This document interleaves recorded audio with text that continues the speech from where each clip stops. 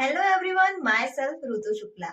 આજનો ટોપિક છે ખેતીવાડીમાં બાયોટેકનોલોજીના પ્રયોજન. તો ખેતીવાડીમાં અન્ન ઉત્પાદન વધારવા માટે 3 પ્રકારે આપણે ખેતી કરી શકીએ છીએ. પહેલા નંબરમાં આવશે એગ્રોકેમિકલ આધારિત ખેતી, બીજા નંબરમાં આવશે કાર્બનિક ખેતી અને ત્રીજા નંબરના આવશે જનીન ઇજનેરી પાક આધારિત ખેતી. તો એગ્રોકેમિકલ આધારિત ખેતીમાં જંતુનાશક દવાઓ અને રાસાયણિક ખાતરનો ઉપયોગ કરવામાં આવે છે, જેના કારણે આપણા સ્વાસ્થ્ય અને પર્યાવરણને તે નુકસાનકારક છે અને તે બહુ જ ખર્ચાળ હોય છે. કાર્બનિક ખેતી જે હોય છે તેની અંદર વર્મી કમ્પોસ્ટ ખાતર, લીમડાનું દ્રાવણ અને જૈવિક ખાતરનો ઉપયોગ કરવામાં આવે છે, પરંતુ તેની અંદરથી આપણને ઉપલબ્ધ પાક વધારે મળતો નથી.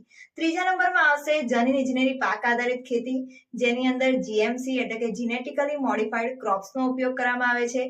હરિયાળી ક્રાંતિ દ્વારા 3 ગણો અન્ન પુરવઠો વધારવામાં આવ્યો છે.